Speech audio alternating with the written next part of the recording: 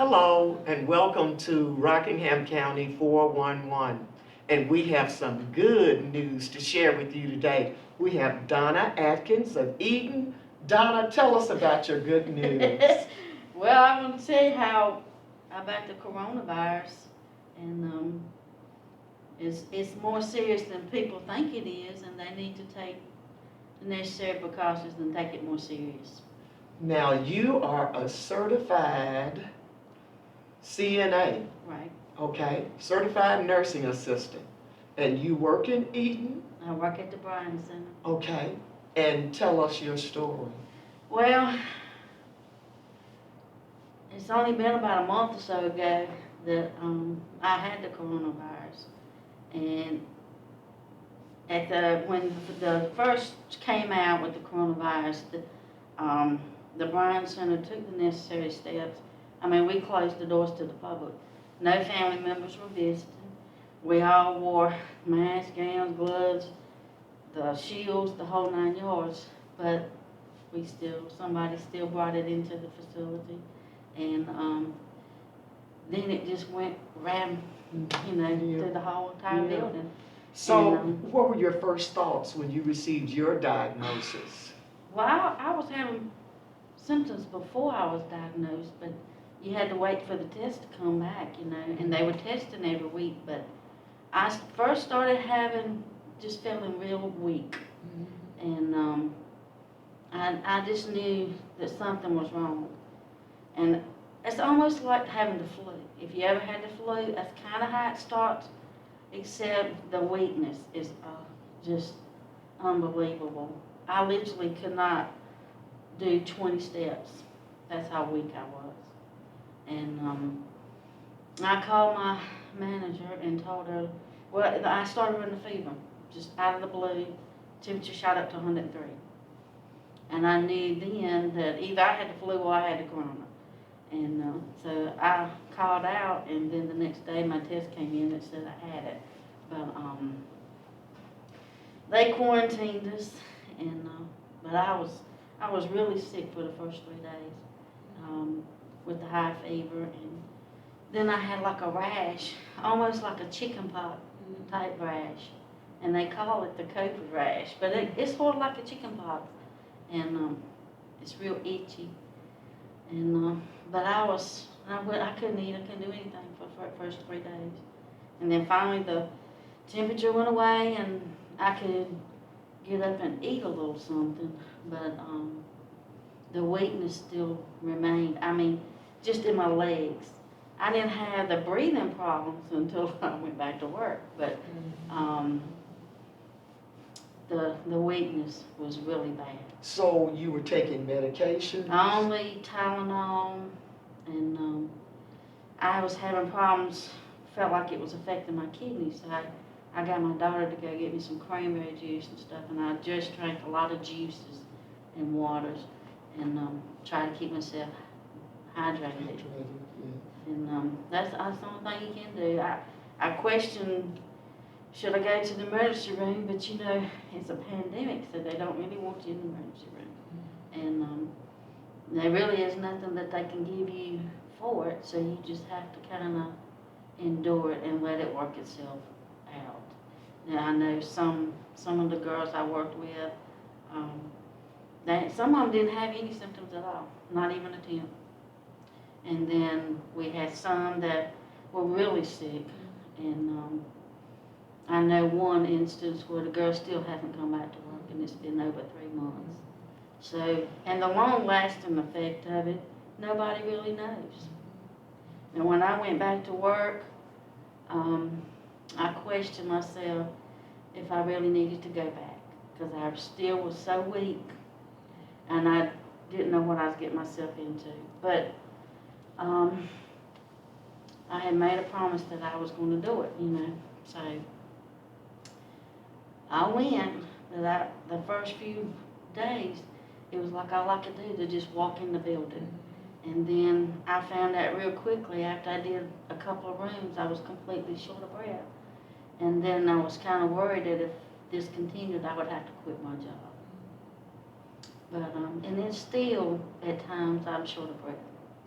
So how long have you been a CNA? Woo, since 1980, almost 40 years. You love your job. I do. I'm not a homebody person. And I tried it. I cannot stay at home. I have to be doing something all the time. Why do you think you became a CNA? I think that probably started back when I was really, really young, even in probably middle school. I used to sit with the little lady down the street at nighttime so her daughter could work. And I guess that just developed from there. Because I did what they called the candy stripe in high school. In fact, when you said that, it came to my mind. I bet she was like a candy Yeah, stripe. I did candy striper for several years from high school. And I took my CNA training at home at Moorhead. So when I graduated, I had my certificate. I could have went to work, but I really wanted to have a real certificate from the college, so I went. And it was a good thing because later on they required it. But I worked at Moorhead for 20 years and then I left because I decided I wanted to try something different after 20 years. I had always said I'd give them 20 years and that was it. And so after that 20 years, I said, okay, this is it. And I left and I tried home health, but I get bored very, very easy. And so I wound up, I've been to the Burn Center, I think this is my third time. So what one word best describes your experience as a recovered COVID-19 patient? I'm gonna say that again. One word to describe your experience with COVID-19, you personally.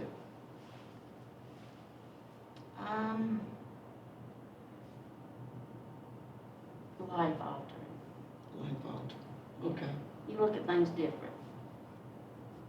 You know, you realize that things can change really quickly. A matter of moments. You know, and yeah. Life altering. What about responses from your family and friends? Oh my gosh. Well. Is this a good question? Or? Oh my gosh. Well, my daughter and them, they was like, well, Mom, we got you back under you. Thank God for children. But my husband's like, oh no, you going in the bedroom, don't come back out. And I couldn't even come down the hallway. And he would keep my door closed. Literally, I would sneak and open up the door and look to see where he was at. And if he's in there and he could hear the door open, he'd like, what do you want? And so. But he was attentive and he brought you your food and everything. People would call and say, oh, you got to talk to her like this. I hold a hot phone in the hallway. That's the only way she's going to touch you. Oh, my goodness. But they took care of you. I'd call my daughter and say, your mama's bored to death. Could you go get to the store and get me some candy or something and meet me at the back door? So they'd come to my bedroom door and bring the dog so I'd have something to talk to. You talked to the dog. Now I heard there was a really funny experience too. You want to tell us about that? I don't know, Craig, remind me.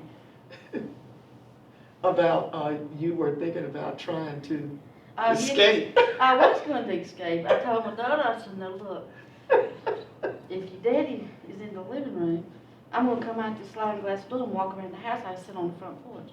And but I was so weak. I couldn't really do that much anyway, but I wanted to so bad. Yes. And then when they told me I could go back to work, he was still trying to quarantine. I was like, look, now I got to go back to work on Monday. I have to get up and move around. Oh, boy. So, I guess that's quite an experience for 40 plus years being a caregiver. And from all of us, we say thank you to all of our caregivers, our first responders, our folks who are there for us when we need them the most, when we can't help ourselves. And so here you are, you've been a caregiver all your life, and now your husband and children are taking care of Donna. yeah. What was that like? Everything flipped, didn't it? Well, not only was I caregiver to the people I was working with, but I am pretty much my family's caregiver. And just recently my brother died last week. And so Oh, I had to arrange his funeral plans. I'm sorry. And even though I had the coronavirus and stuff, I still had to help him deal with his issues. And it's been rough. That's why I said it was life altering, because he's younger than I am, and he has health issues that took him out. So life is short. Life is very fragile. That's why we need to appreciate every moment of every day and understand why today is called present. That's right. It is. It's present. And we should be so thankful just to be able to breathe and move and talk and walk. You know, we take things for granted. We need to count our blessings. We every single do. day. We do. You can't take anything for granted now. You really can't.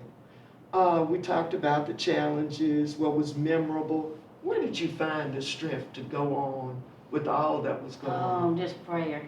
I asked God to take care of me, because when it was affecting my kidney, it felt like my whole kidney was on fire. And I questioned whether I go to the emergency room, should I stay home, what I do. And so I was like, okay, God, it's all in your hands. You know, you can, and I knew as soon as I said the prayer that he took care of it, because the burning and all went away, and I didn't have that problem anymore the rest of the time.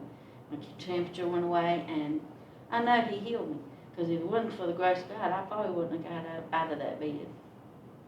It was that bad for 10 days. Grace and mercy. Yep. Yes. What did you learn from this life-altering experience? Well, me and my husband talked a great deal, especially with that and my brother's death, that we really need to sit down and think about what we want in the end of our lives, because we're getting at that age, and filling out our wills and making sure that whatever we want when we go is going to be taken care of. And that was something you didn't really think about. And I think about that with my brother, because I asked him all summer, please get your affairs in order, and he just never thought he was going to die. And so that was something we really thought about, and we've talked about it even last week. Making sure that our kids are taken care of if I die first, and you know, that he dies first, that the kids are taken care of.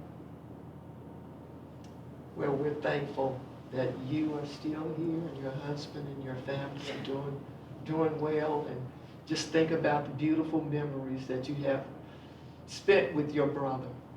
Yes, and that will, I'm sure, help you each day as you just keep along your way, and just think of the people that you're touching now, the seniors. And that's why I go back to work every day, is because they're just like my family. And that's your other family. And they depend on you so much. I mean, you have a special bond with them. You do. And even though I work third shift, they know me by name. And they say, when you coming back? I have some Pacific, you know, because they like the snacks and the stuff that you bring them. Yeah, and they love you. They know that you care. And people can feel a special spirit when folks really, really care about Right. you. That's true. It's just something that even babies, little children, they can tell when you love them. They can. Yeah, that's true. Yeah, something comes from your heart and your mind and on the inside.